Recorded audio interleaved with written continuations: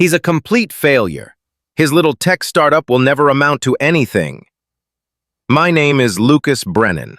I'm 32 years old and I run a data analytics company called Skyloom Analytics.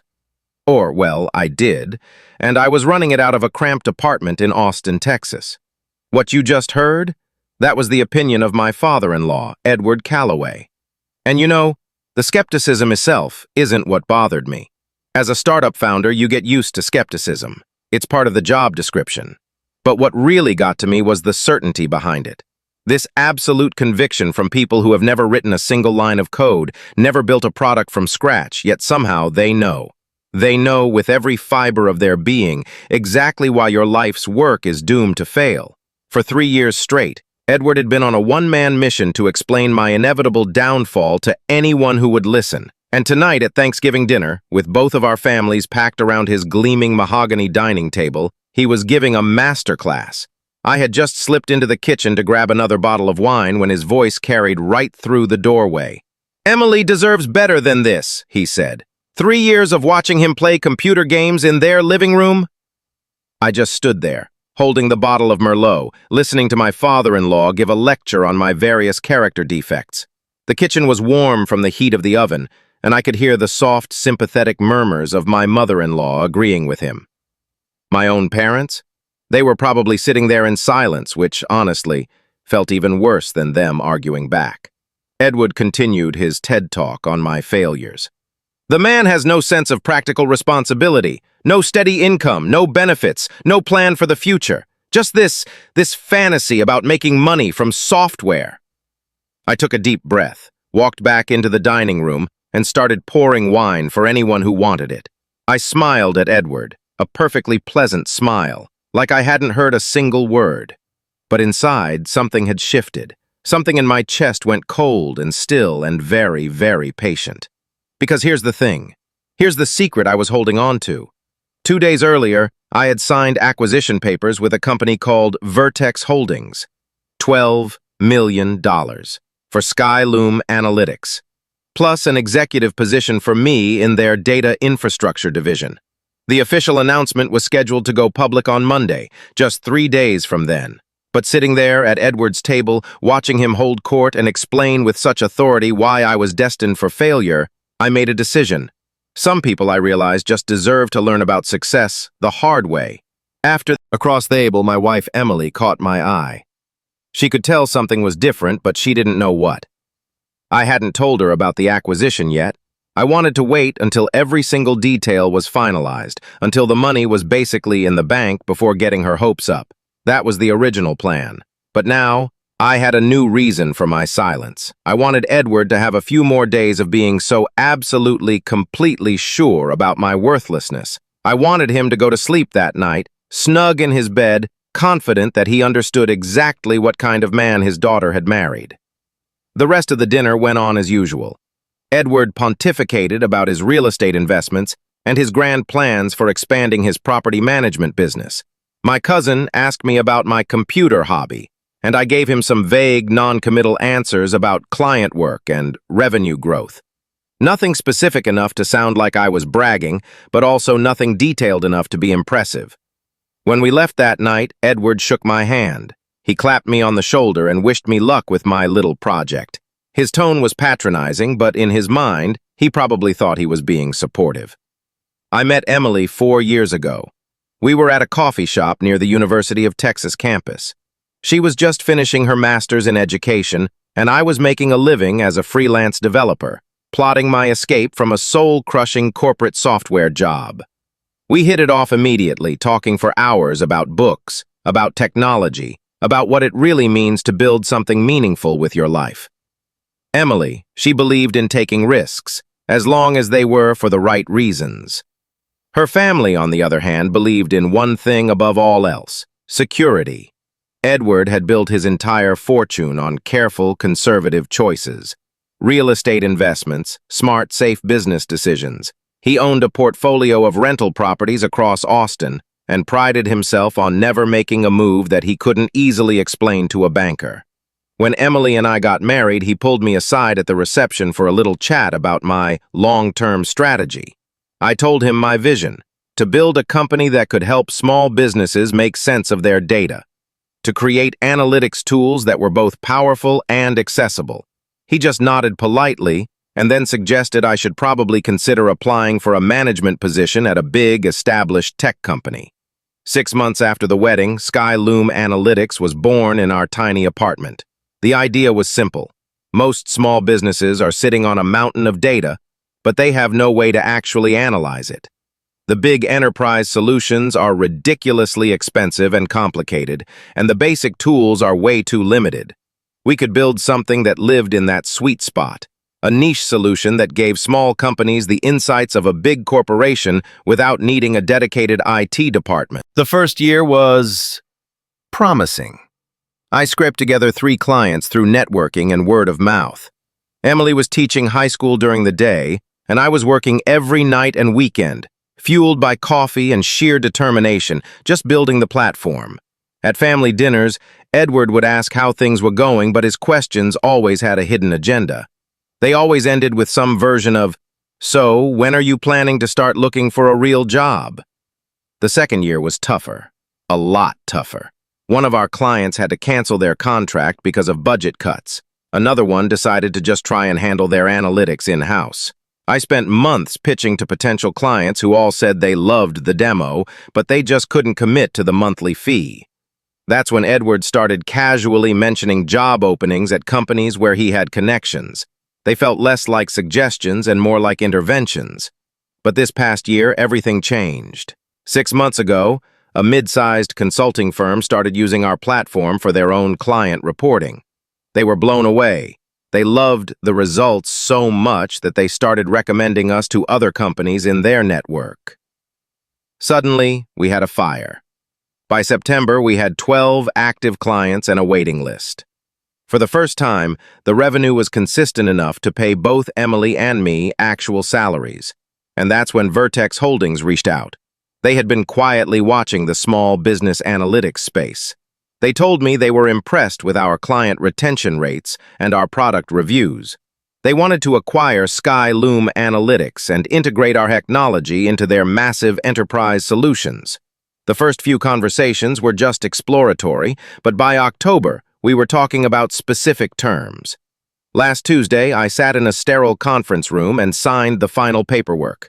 $12 million for the company, plus a 2-year consulting contract and a chunk of equity in their new expanded analytics division. It was everything I had worked for, everything Edward swore would never happen. But he didn't know that. Not yet. The phone call I'd been waiting for came on Monday morning. I was in my home office, which was really just a corner of our living room, reviewing our client onboarding process. Emily had already left for school an hour earlier, and the apartment was eerily quiet. My phone rang and I saw the name David Chen from Vertex Holdings. I knew this was it, but my hand was still shaking a little when I answered. "Everything is finalized," David said, his voice professional and calm. "The press release will go out at 9 a.m. Eastern. We are excited to announce the acquisition of Skyloom Analytics and welcome you to the Vertex Holdings family." We talked for a few more minutes about logistics, but I honestly couldn't tell you what was said.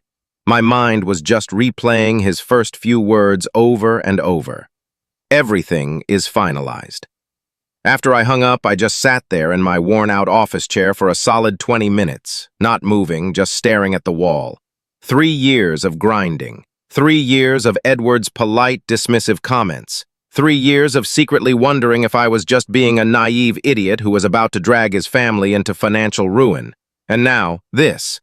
The validation was so enormous it almost felt unreal, like I was watching a movie about someone else's life. The first person I had to tell was Emily. I called her at school and tried to play it cool. "Hey, can you get away for lunch?" I asked, hoping my voice didn't betray the fact that my entire world had just been turned upside down. She said she had a planning period at noon and could meet me at the little diner near our apartment. I just told her I had some news. An hour later, we were sitting in a worn vinyl booth by the window. I laid it all out. The final call, the press release, the $12 million, the executive position, the whole thing. And that's when Emily started to cry, which completely surprised me. She is not a crier. But I realized in that moment that she had been carrying so much more of the stress about our financial situation than she ever let on. "I always believed in what you were building," she said, wiping her eyes. "But I worried sometimes. I worried about the pressure you were putting on yourself." "I worried about it too," I admitted, "especially after family dinners with your dad." As soon as I said his name, her expression changed. "I know he's been hard on you," she said, "but he means well. He just doesn't always express it well." "He called me a complete failure, Emily," I said, my voice low. 3 days ago, at Thanksgiving. I heard him telling everyone at the table that my startup would never amount to anything and that you deserved better." She just stared at me, her eyes wide. "He said that?" "I went to get wine from the kitchen. He was holding court, explaining to your mom and your sister why I wasn't good enough for you, and he wasn't exactly whispering." Emily looked genuinely hurt. Not just for me, but for herself, for our marriage. "I had no idea," she said softly. "I can't believe he would say things like that." "It doesn't matter now," I said, even though we both knew that wasn't true. It did matter. "But I need you to understand why I might not be rushing to the phone to give him the good news." "What do you mean?" she asked. "I mean, what if we just let him find out when everyone else finds out? When the press release hits the business news sites and people start calling us to congratulate us. Look, I don't need to prove anything to your father, but I also don't feel any obligation to make this easy for him." Emily thought about it for a long moment, stirring her iced tea. I could see the conflict on her face. Finally, she looked at me and nodded. "Okay, how long do you want to wait?" "Until he calls us," I said. "Let him read the news, and then let him sit for us sometimes wait with it for a while." And so, the plan was set. At 9 a.m. Eastern, right on schedule, the press release went live. By 10 a.m., my phone started vibrating, and it didn't stop. Notifications from LinkedIn, mentions on Twitter, local business news sites had already picked it up. The headline was everywhere. Austin-based Skylum Analytics acquired by Vertex Holdings for $12 million. I spent the whole morning just watching the story spread. Old colleagues from my corporate job were sharing the article with comments like, "Knew you'd do it!" College friends I hadn't spoken to in years were sending me messages asking if the Lucas Brennan, in the headline, was the same guy they remembered from their computer science classes. The Austin tech community was buzzing, posting about how our acquisition was another sign of the city's incredible potential for innovation. Emily was texting me updates from school. "My principal just came to my classroom and showed me the article on his phone. He wants to know if he can interview you for the school newsletter." By lunchtime, I'd received 43 phone calls, 67 text messages, and more LinkedIn connection requests than I could even begin to process. Everyone wanted to congratulate me, to grab coffee and catch up, to discuss potential synergies. The attention was overwhelming, but I have to admit it was also deeply gratifying in a way I hadn't expected. But you know whose name didn't pop up on my phone? Not once? Edward Calloway. I knew he'd seen the news. There was no way he hadn't. Emily's sister Claire had called Emily during her own lunch break, breathlessly asking if the story was real. Later that afternoon, Emily's mother left a long, rambling voicemail saying how proud she was and how the whole family was just so excited for us. But from Edward himself? Radio silence. Tuesday came and went. Nothing. By Wednesday afternoon, the silence was becoming loud. Emily told me her mom had asked why Edward hadn't called to congratulate me yet. Emily didn't have a good answer for her, because we both knew the real reason. He was embarrassed. He was scrambling. He was trying to figure out what to say. Finally, on Thursday evening, he called. I was in my office trying to dig out from an avalanche of emails when his name flashed on my screen. I stared at it for a moment, then set my phone face down on the desk and let it go to voicemail. He called again an hour later, and then once more right before I went to bed. Each time I watched his name appear, and each time I ignored it. On Friday morning, he switched tactics. A text message appeared. "Lucas, I have been trying to reach you. Could we talk when you have a chance?" I showed the message to Emily over breakfast. She looked conflicted. I could see she understood where I was coming from, but she was caught in the middle. "He's probably just so embarrassed," she said, "about what he said at Thanksgiving." "Good," I replied, maybe a little too sharply. He should be embarrassed. He's still my father, Lucas. At some point, you're going to have to talk to him. At some point, yes, I agreed. But not right now. Not while he's trying to figure out how to rewrite the last 3 years of dismissing everything I've ever worked for. Emily nodded, but I could tell my refusal to take the call was making things tense for her. She was stuck between defending her husband and keeping the peace with her family. It was an unfair position to put her in, and I knew I couldn't drag this out forever.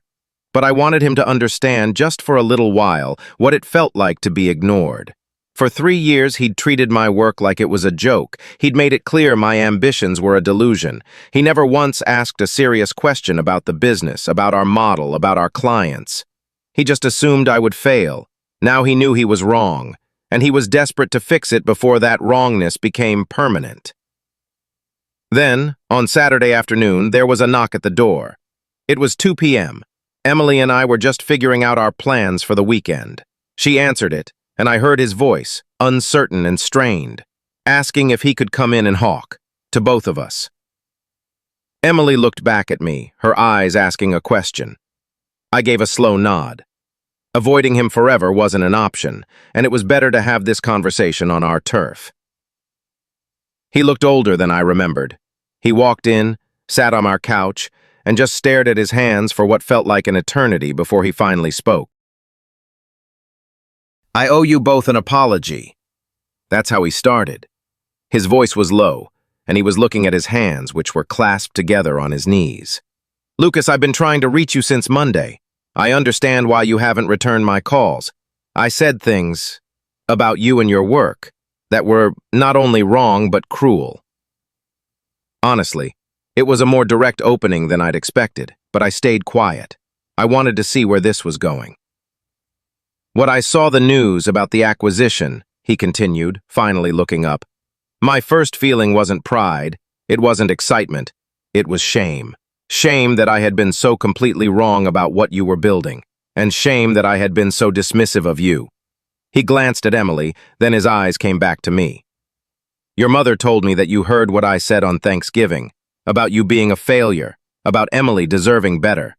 Those words, they were unforgivable. I've been thinking about them all week. They were unforgivable, I agreed, my voice flat. But they were also honest. That's what you really thought of me, wasn't it? He flinched, but he nodded. Yes, that is what I thought. I was wrong, obviously, but I was wrong in a deeper way, too. I let my own fears about financial security make me cruel to someone my daughter loves. Your fears? I asked. I built my wealth through careful, conservative investments, he explained. Real estate, municipal bonds, businesses with predictable cash flows. I understand that world. I know how to evaluate risk in that context. But I don't understand technology. I don't understand startups. And so I just assumed they were all fundamentally reckless, dangerous. It was an interesting explanation, but it felt like he was letting himself off the hook. You weren't just skeptical of my business model, Edward, I said. You were dismissive of me as a person. You said Emily deserved better, not that Emily deserved a more stable financial situation. He nodded slowly, absorbing that. You're right. I confused my anxiety about your career with my assessment of your character. I decided that someone who would make such risky professional choices must be an irresponsible person in other ways, too. That was unfair, and it was stupid. Emily, who had been listening quietly this whole time, finally spoke up. Dad, I appreciate that you're trying to make this right, but Lucas has every right to be angry. For 3 years, you treated him like he wasn't good enough for me. I know, Edward said, his voice thick with emotion. And I know that apologizing now, after he's proven me wrong so dramatically, probably seems incredibly convenient. Like I'm only changing my tune because of the money. That is exactly what it seems like, I said. He was quiet for a long minute. Then he looked me straight in the eye and asked a question I wasn't expecting. What would you need from me to believe that my apology is genuine? It was a fair question. I actually had to think about it. The truth was I didn't need his approval anymore. I didn't even really need his respect. But I needed him to understand the nature of his mistake. I would need you to understand that you weren't just wrong about Skyloom Analytics, I said carefully.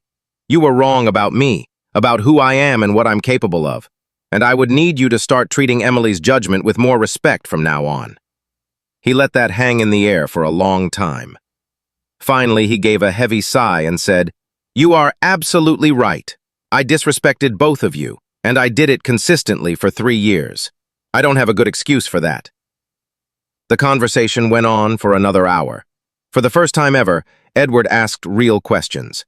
He asked about the technology behind our platform, how I landed our first clients, and what my new role at Vertex Holdings would look like. He seemed genuinely curious, not just politely tolerant. "I realize now," he said at one point, "I never even tried to understand what you were doing. I just made assumptions based on my own limitations." When he finally left, the tension in the apartment seemed to lift with him. The immediate crisis was over, but I knew things wouldn't be fixed overnight. "I think he learned something important today," Emily said. "Not just about being wrong, but about why he was wrong." "Maybe," I said, "but I'm not going to pretend everything is fine now just because he said he's sorry. Trust takes time to rebuild." Emily nodded. She understood. Over the next few weeks, Edward changed his approach. He called, but not too often. He left voicemails about family stuff and asked thoughtful questions about my transition into the new company. His whole tone was different, respectful, careful.